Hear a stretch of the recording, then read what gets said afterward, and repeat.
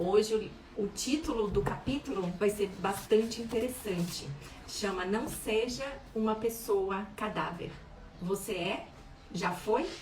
Vamos ver como é que vai ser essa live. Deixa eu chamar a Andressa aqui para entrar com a gente. Quero saber como é que foi, como é que está sendo. Comenta pra gente aqui no... O que vocês estão achando das nossas lives? Se vocês estão participando, se estão assistindo posteriormente, o que estão achando. É sempre importante para a gente ter esse feedback, né? Eu sei que eu e a Andressa, a gente tem aprendido bastante com as nossas próprias leituras, que eu acho que isso é bastante legal a gente aprender, né? Porque quando a gente fala, a gente escuta, né, o que a gente está falando. E assim a gente vai aprendendo, né, a cada leitura, a cada capítulo, está sendo bem interessante para nós duas que já somos terapeutas, né? Estamos trazendo aqui para vocês um pouco da nossa visão como terapeuta, estudiosas da psicanálise, de técnicas energéticas, né, para poder trazer um pouco mais de conhecimento, autoconhecimento para vocês, que esse é o nosso grande objetivo da nossa live. Tem muita coisa boa vindo, muita coisa que já passou. A gente já estamos no 8º capítulo e lemos alguns capítulos bastante interessantes, como um deles, Quando o Mal é Contagioso, Jogos Perigosos, Heróis ou Vilões. Tudo bom, Andressa? Bem-vinda! Tudo bem, Rê? Tudo jóia, graças a Deus. Para mais uma live aí, com o tema Isso. Não Seja uma Pessoa Cadáver. O que será isso, hein? Acho que vai puxar um pouco a orelha esse capítulo. Ai, nem me fale. Quem nunca foi uma pessoa cadáver? Fala aí. É verdade. Em alguns momentos da vida, todos nós somos, né? É verdade. Mas brincadeiras à parte, né? A gente... É o título que o autor, Aguinaldo Paviani, deu a esse capítulo, mas vamos nos aprofundar, né? É um título bem curioso. Sim, sim. Depois a gente vai trazer essa análise, né, da psicanálise para as terapias, o que a gente trata, como a gente trata, porque é bem Sim. pertinente esse capítulo. O autor, para quem está entrando aí agora, né, para estar aqui presente com a gente, ele faz uma referência a uma planta que não possui nem caule, nem raiz, nem folhas, nem mesmo contém clorofila, que significa que é incapaz de produzir o seu próprio alimento. Né? Então ele é uma planta que cresce dentro do caule de uma outra, dentro de outros caules, dentro de outras raízes. Então é uma planta hospedeira e ele suga todo o alimento através dessa outra planta De forma hospedeira. secundária, né? Exatamente, ou seja, ele é incapaz de sobreviver sozinha com ela mesma, né? Então aí vem a brincadeira da pessoa cadáver, né? Sim. Vamos lá ler? Já mandou seus aviãozinhos? Não Convidando mandei, as verdade. pessoas? Eu Deixa eu já, mandar já.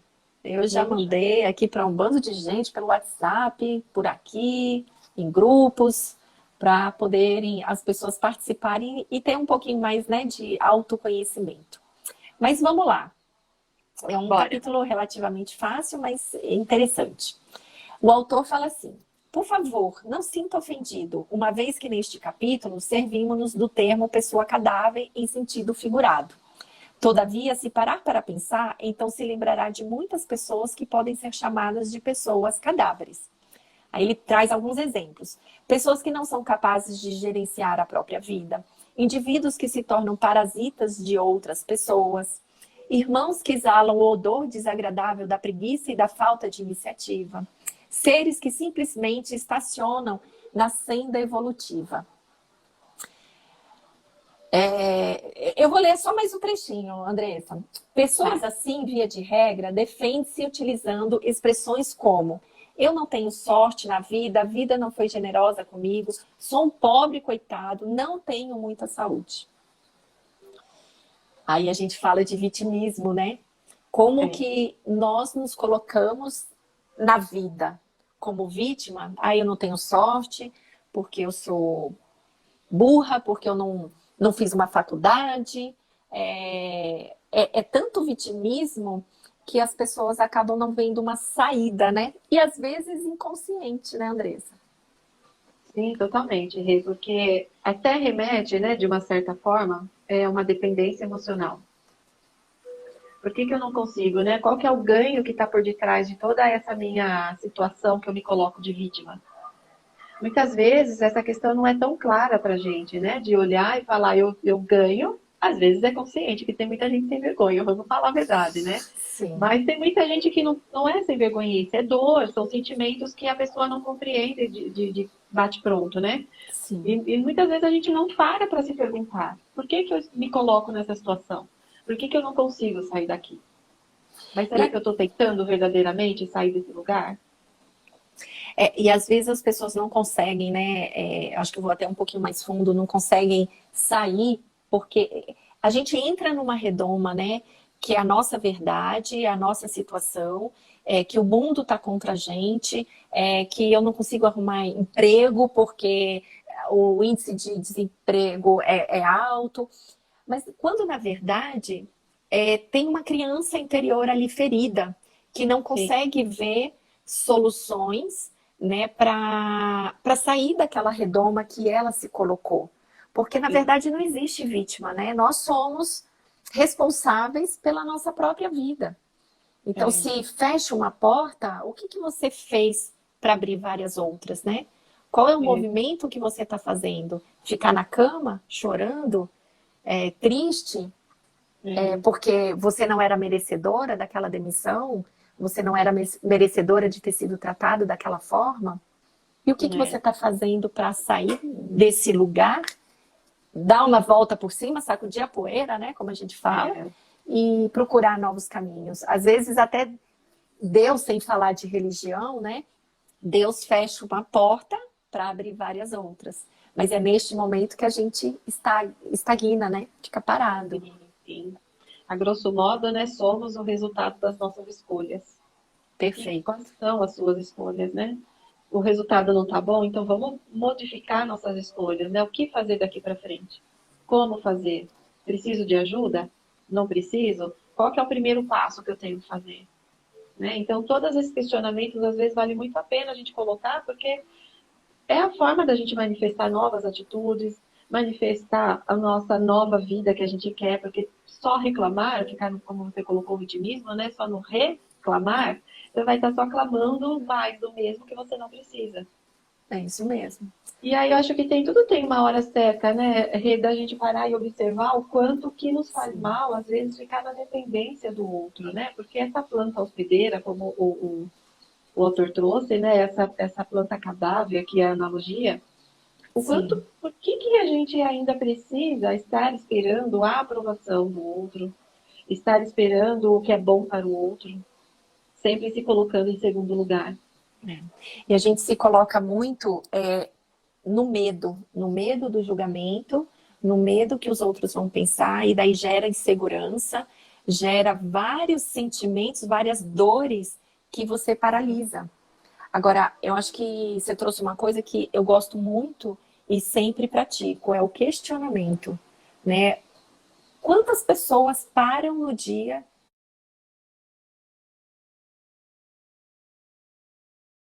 diferentes, eu poderia ter feito de outra forma, né? Ou o que, que eu tenho que aprender com isso, o que, que eu tenho que aprender com o que o outro fez. Hoje a É, gente fala muito do Oscar, né? Da ação do Smith ter batido no outro. Quando a gente respira um pouco, bota água na boca, né? A é, gente às vezes tem uma outra reação, talvez mais até inteligente do que a que ele teve, porque ele simplesmente foi. Não estou é, julgando, não estou falando que é certo ou que é errado, mas é onde estamos nos colocando no mundo. É, é de coração, é com o nosso sentir, porque quando a gente sente, a gente entra em movimento. Então a gente não é. precisa se hospedar na sombra do outro, né? E muito, né, desse vitimismo, como você trouxe, né, ele é muito gerado pelo medo, né? O medo de, Sim, você falou das feridas emocionais, eu traria até o medo de crescer.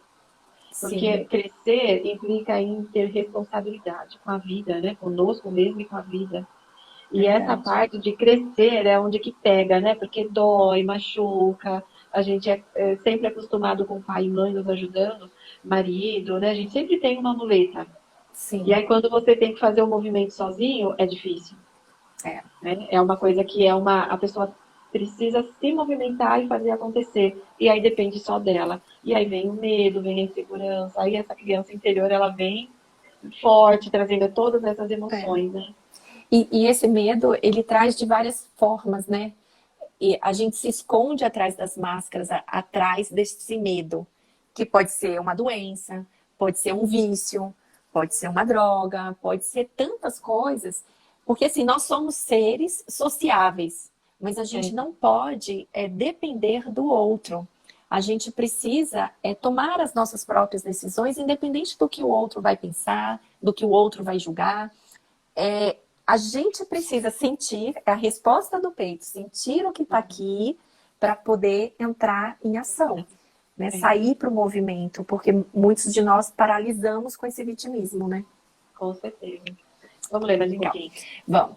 E assim permanecem e se tornam uma espécie de peso morto na sociedade, a explorarem a boa vontade alheia. Filhos que casam, mas não desmamam dos pais, inclusive na parte financeira. Funcionários que se servem de atestados médicos falsos para não cumprirem com suas obrigações profissionais. Desempregados que, estranhamente, nunca conseguem arranjar emprego porque sempre estão em busca de algo melhor. A gente está vindo de uma geração, né, que os filhos nem saem de casa, às vezes casam É, e fica dentro de casa, porque está tão acostumado, tem medo de perder o conforto, tem medo de perder o colinho, ou eu não quero gastar meu dinheiro, deixa eu gastar o dinheiro do meu pai, ou então casam e trazem as roupas para serem lavadas e passadas na casa dos pais, ou estão sempre almoçando, jantando na casa dos pais. é, Será que estão sendo vampiros ou só fazendo companhia para os pais? então aí existe uma dependência e uma codependência, ambos, né, simultaneamente É. aí. Mas qual que é a justificativa que está por detrás dessa pessoa que, como bem colocou aqui, né? Desempregados que estranhamente não conseguem arranjar emprego, porque sempre estão em busca de algo melhor. Será que é tão difícil dar esse primeiro passo e começar? Eu vi já muita gente na vida desistir de um emprego porque o salário era baixo. Mas eu vou. Que nem a era dos taxistas, né? Dos Ubers da vida. Eu vou ser taxista, mas eu vou trabalhar pra caramba, pra tirar um pouquinho. Não vale a pena. Eu tenho que dormir depois do almoço, eu tenho que parar mais cedo por conta do medo. E assim vai, né? A gente sempre tem uma desculpa que faz a gente ficar parado no mesmo lugar, É verdade. né? Então, assim, qual o problema dar um passo para trás?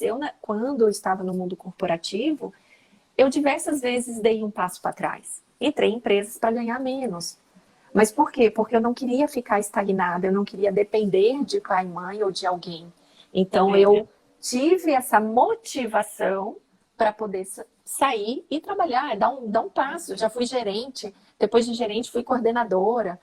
Então a gente precisa entender que às vezes você está no lugar onde você está porque está sendo inconsciente, às vezes inconsciente, é. né? E a gente precisa startar, precisa desbloquear isso na vida das pessoas, na sua É. vida, né? Porque Eu, senão tenho, você vai ser sempre um peso morto, né? Um é, cadáver. eu trago uma máxima, né? Assim, desde que eu fui empresária, né? Eu tinha colocava nos treinamentos das minhas funcionárias que movimento gera movimento. Então, ficar parado não vai fazer movimento nenhum. Não. Né? Então, quando você se coloca, seja na vida, seja no trabalho, numa profissão, é movimentar, é criar uma massa, criar energia para que a gente tenha mais do mesmo. Então, se você não está produzindo nada, que tipo de energia você acredita que vai ter? Nada, né? Nenhum. Nada. Então, é buscar olhar para essa estagnação. Será que eu estou estagnada? Será que eu não estou conseguindo? Será que existe um problema em mim que eu preciso olhar? Por que que eu ainda preciso continuar na dependência de quem está suprindo as minhas necessidades hoje? Então, tem todo um questionamento por trás que é necessário olhar com muito carinho mesmo, porque não é punir, mas é trazer lucidez, trazer clarear a mente para poder olhar o que está por trás da minha estagnação. O que está por detrás, quais são meus medos, quais são meus amores, meus horrores, o que está acontecendo por detrás de tudo isso? Né? Por que eu tô parada nesse Concreto lugar? hoje, eu não consigo fazer esse movimento.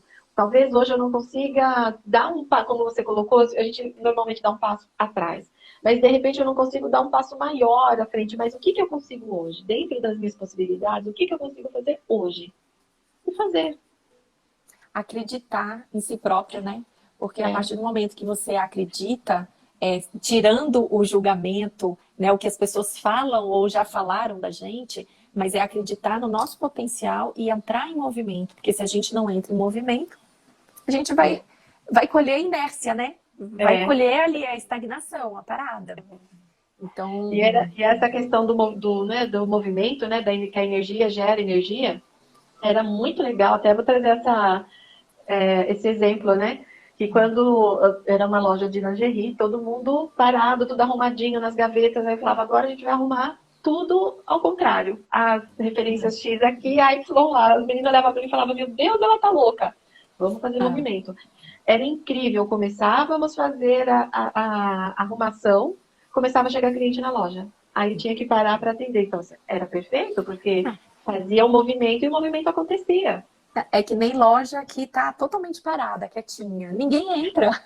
Acho que tem medo da vendedora vir e ficar, né, no ouvido, mas ninguém entra. Então, onde tem movimento, tem energia circulando, tem energia, né? Exatamente.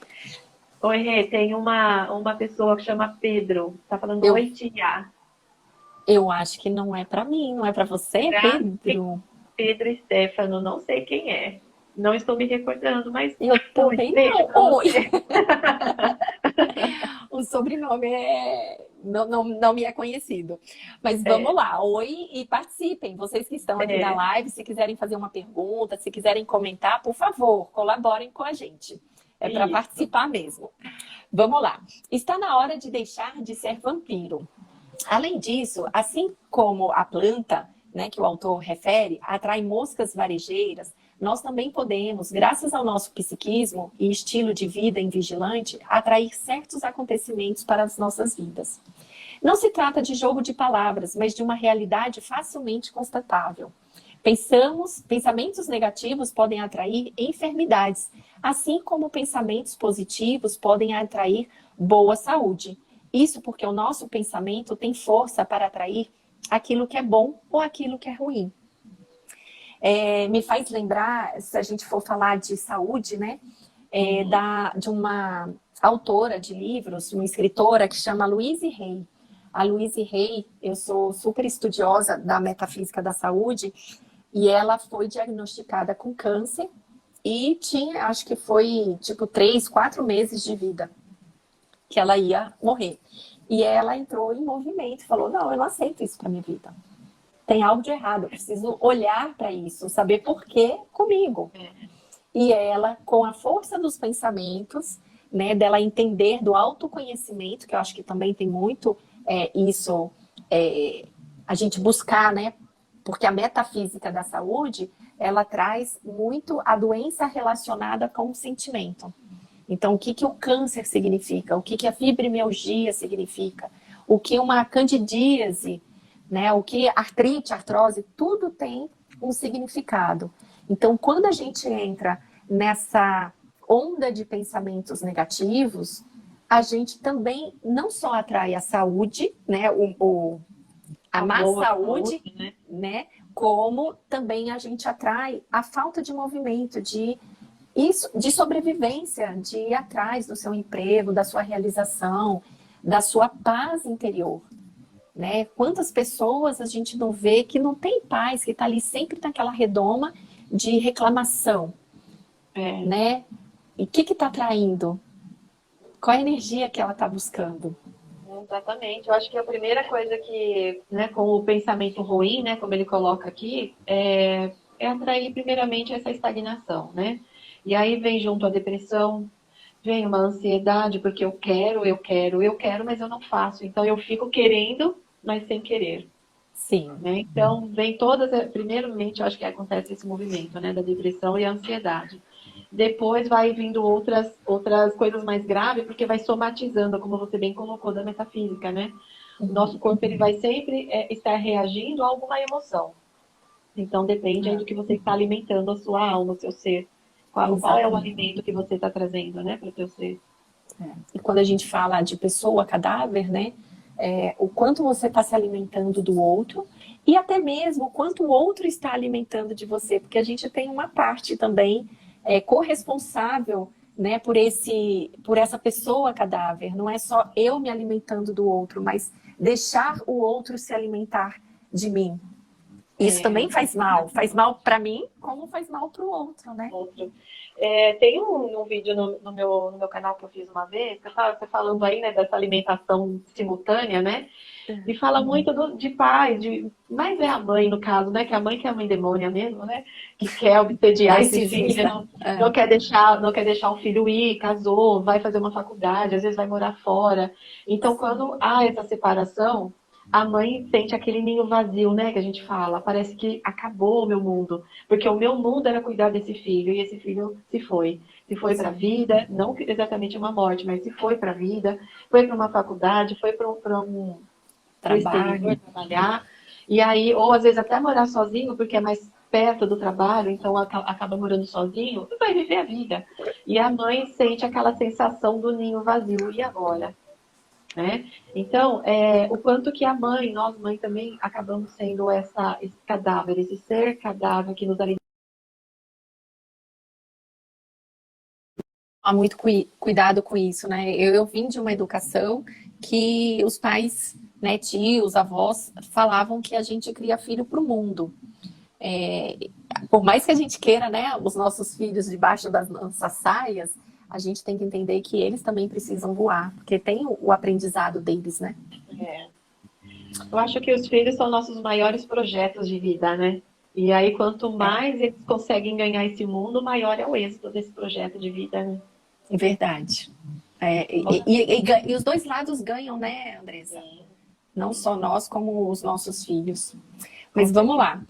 Há pessoas, por exemplo, vivendo na pobreza, que por mais que se esforcem, não conseguem melhorar de vida. Toda vida, há aquelas que simplesmente se habituaram à situação por comodismo. Nada fazem para que haja uma melhora, uma vez que, em geral, a condição de coitado lhe rende muitas doações. Sem falar dos vales, vale isso, vale aquilo, e o sujeito, ô coitado, vai levando a vida, sem precisar trabalhar muito. Vamos lá, só esse trechinho. Confúcio ensinou: a preguiça anda tão devagar que a pobreza facilmente alcança. Né? Porque o que você está atraindo com essa preguiça, o de não entrar em movimento. A gente, há anos atrás, né, sem querer entrar na política, a presidência lançou, eu nem sei direito, porque eu nem acompanho, aquele os pais que colocarem os filhos nas escolas públicas ganhavam uma bolsa. Sim. Quantas famílias não foram beneficiadas e quantas famílias não não foram um cadáver dentro dessa situação?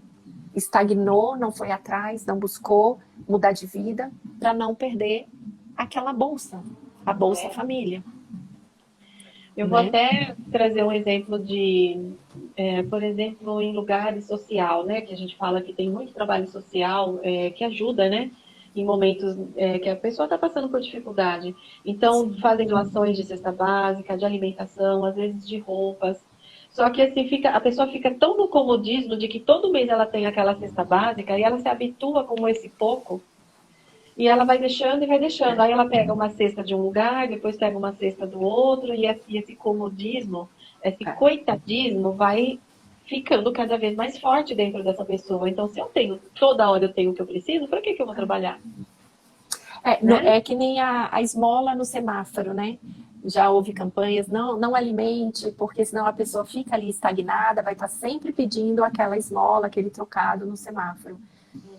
Não quer dizer que a gente não tenha que dar, que a gente tenha que ajudar, né? Mas é dar um olhar na estagnação dessa pessoa. Porque eu acho que se você dá com o coração, não importa como a pessoa vai receber, mas o que eu estou me alimentando? Da esmola do semáforo, porque eu não quero trabalhar, porque eu não consigo emprego, eu prefiro morar na rua para não ter que pagar as coisas e alguém me sustenta porque eu sou morador de rua, né? E a gente não precisa ir tão longe, né? A gente pode fazer comparações com a nossa própria vida. O quanto a gente se alimenta dos amigos que estão melhor de vida e que a gente vai pro famoso 0800, deixa eu almoçar na casa do meu amigo, deixa eu jantar na casa do meu amigo, deixa eu passear com o meu amigo que, né, paga as contas. Uhum. Uma situação que às vezes é muito comum acontecer, né, Rê, é quando há uma separação de um casal. Né? Às vezes a mulher está há tantos anos em casa fazendo as obrigações que quando há essa separação, há um choque, né, de realidade. Sim. E esse recomeço é muito difícil, né? Esse recomeço é muito complicado. Só que aí, se tem essa facilidade, né, também do companheiro, do ex-companheiro, suprir a necessidade dela, ela vai continuar no comodismo. E aí vai 10, mais 10, 15, 20 anos, ou seja, eternamente assim. Mas nem tudo precisa ser assim, né? A gente pode recomeçar a todo momento. Reconhecer o que eu gosto, o que eu faço, o que eu posso fazer, não só pela necessidade, mas principalmente pela felicidade, né? Eu acho que é o melhor caminho estar aí. O que me faz feliz? Às vezes trabalhar, sei lá, numa loja, numa padaria, em qualquer lugar, se você não tem uma profissão. Mas se fazer útil, né? Para a vida e para as pessoas. É o servir que vai fazer a gente se sentir melhor. Exatamente. E não é degradante nenhum a gente assumir certas tarefas, né? Porque o que seria das pessoas que se não tivessem certas tarefas, né? Então a gente precisa valorizar sim o nosso desejo de mudança, né? A nossa independência, não só emocional, financeira, mas a dependência como ser humano, né? Sem depender do outro. Vamos lá, continuando, está quase acabando. Caro irmão, aprenda a gerenciar com sabedoria a sua vida e não se permita acomodar-se, tornando-se um peso morto. Sugerimos com todo respeito para a sua evolução. Aí ele dá algumas dicas. 1. Não se torne um mendigo do pão da felicidade, né? Que é o que o outro está me dando, né? Estou satisfeito com isso, então eu vou mendigar sempre isto. Né? Use as ferramentas que tem ao seu dispor para ser feliz. Quantas ferramentas nós temos na vida?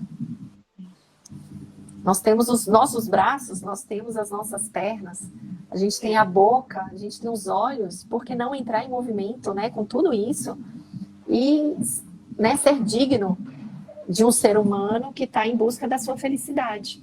Porque a felicidade não pode estar encostada, né, no outro. Hoje nós temos a facilidade aí da internet, né? Tantos recursos que a gente pode buscar pela internet, né? Sim. Buscar aprender a fazer algo diferente, às vezes até um crochê. Falo do crochê porque é uma coisa que eu amo. E quando eu comecei lá fazendo, no comecinho, que eu estava com bem pouquinho cliente, eu tinha tempo, aí eu fazia o crochê para alimentar a minha mente. E era uma coisa prazerosa. E depois eu ainda ganhava um dinheiro vendendo tapetes. Então, assim, tanta coisa que a gente pode fazer, ouvir. As terapias, tem tanta gente, como nós aqui estamos entregando conteúdos de autoajuda, conteúdos para alimentar a mente da pessoa, né? Para trazer. Então, o que você tem hoje que você pode começar a dar o primeiro passo? Se a gente atingir uma pessoa, né, de todas essas pessoas que entram na nossa live ou que escutam depois, a gente já está entregando algo que a gente está fazendo com o coração, né? Não importa a multidão que a gente possa entregar, mas se a gente atingir uma pessoa, a gente já cumpriu, né, com a nossa tarefa de entregar autoconhecimento sem cobrar, sem exigir, né? Ó, quarto, não se sinta o coitado, porque você não o é. A gente se coloca no lugar de coitado, não que nós somos. Exatamente, ninguém é coitado, né? Nada é por acaso. Se a gente fala muito das feridas emocionais, né? Não é ser coitado a gente ter uma ferida ou outra, da gente ter a sensação de ter sido abandonado, humilhado, traído. Isso não é ser coitado, é porque a gente acredita energeticamente que a gente nasceu para passar por essas feridas para poder evoluir. Nós somos seres humanos em evolução. Então, se eu sofro de uma das feridas, é porque eu preciso aprender algo com ela. Mas tem gente que estagna e fala, eu sempre vou viver isso. E daí vem a emoção, vem as dores, vem o problema de saúde. É tudo uma cascata, né, Andressa? E é por isso que dói tanto, né? Porque é o que a gente precisa olhar com mais afinco, né? Com mais carinho, com mais respeito para nós mesmos, né? Então, na preparação, por exemplo, o quanto que dói ser abandonado, ou rejeitado, ou se sentir dessa forma. Mas tem uma função, tudo tem uma função, né? Sim. Por que eu sinto dessa forma? Tantas pessoas lidam, né, com certas situações muito mais fáceis do que outras. Então, por que para umas é mais fácil e para outras é mais difícil? Porque precisa olhar com mais calma, né? A gente precisa ter coragem, né, para olhar isso com coragem, né, para poder se curar, porque existe a cura. Então a gente evolui com essa cura, a gente sai desse momento cadáver, desse momento de não movimento para começar a ser feliz. Andressa, seu áudio tá ruim. Tá ruim? Tem um barulho atrás. Não sei se é ventilador. Já tirei. Era uma musiquinha, já tirei. Ah, ótimo. Melhorou. Eu vou trazer um caso de um assistido, né, que fez um tratamento comigo, o quanto que era difícil para ele, que ele tinha um problema com a dependência química. E aí a dependência é essa energia que ele trouxe para trabalhar, né, que ele estava trazendo. Então, mas aonde que começou essa dependência? E aí, quando ele se cura da dependência do vício, existe a dependência emocional, que precisa ser olhada com muito mais carinho, com muito mais profundidade. Aonde que começou essa dependência? Por que que eu preciso depender tanto da minha mãe? Por que que eu não consigo sair e dar esse primeiro passo? Eram assim, sessões muito, muito profundas, porque chegar nesse ponto dessa emoção, dessa dependência, sempre foi muito, muito difícil e dolorido para ele, né? Para esse assistido, para essa pessoa. Sim. Então, assim, às vezes não tá assim, a gente olha por cima, mas tem muita coisa abaixo desse iceberg, né? Tem muita profundidade para olhar. Tem muito padrão inconsciente aí que nos faz, muitas vezes, ficar esse cadáver na vida. Né? Mas chega uma hora que é hora de dar esse primeiro passo e eu acho que a pessoa começa a querer fazer esse movimento. E aí é onde que começa a startar, muitas vezes, muitas dores, porque é o que precisa ser olhado e tratado. Sim, né? É a coragem de olhar, né? Se a gente não tiver, a gente vai continuar onde a gente está. A gente precisa realmente ter essa coragem. E depois é tão libertador, né? Porque chega lá na química, né? Porque já doeu tanto, eu não consigo lidar com isso. E vai mascarando, até chegar na química. Porque o que seria a dependência química? É você fugir, eu não consigo lidar com essa dor, então eu preciso fugir de mim mesmo, ficar fora de mim mesmo, porque eu não consigo lidar com isso.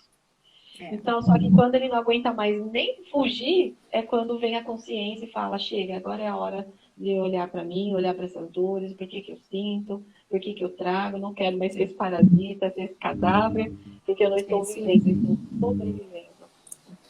O sobreviver é triste, né? Porque você tem toda uma dependência de todos os lados, né? Emocional, física, química, enfim. E aí, mas essa vida emocional, tem uma criança que está lá pedindo socorro, pedindo colo, acolhimento, e é isso que a gente faz nos tratamentos, né? Esse acolhimento dessa criança, dessa dor, dando muita lucidez, trazendo muita esclarecimento, né? Para que isso amenize e suba, né? De certa forma, seja acolhido, não é nem apagar a dor, mas é que aquilo não doa mais, né?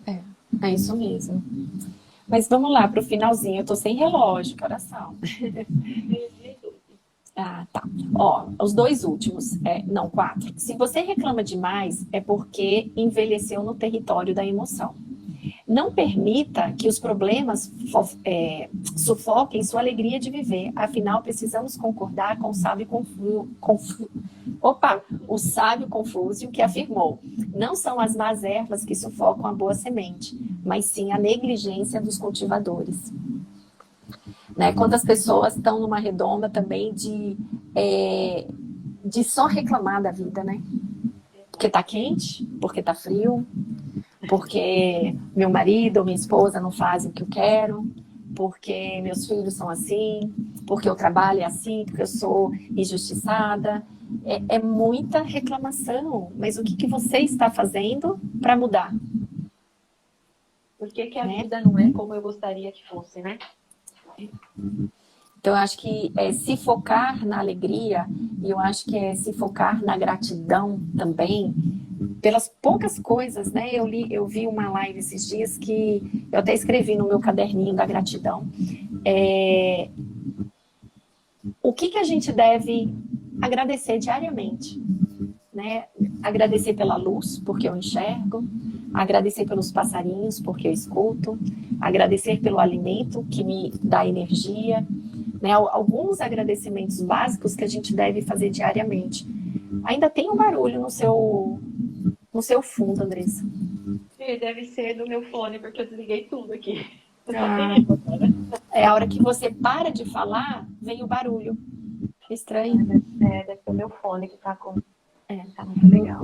Mas, enfim, eu acho que uma das atitudes para a gente começar a entrar em movimento, para parar de ser essa pessoa cadáver, de estar sempre na dependência do outro, é agradecer.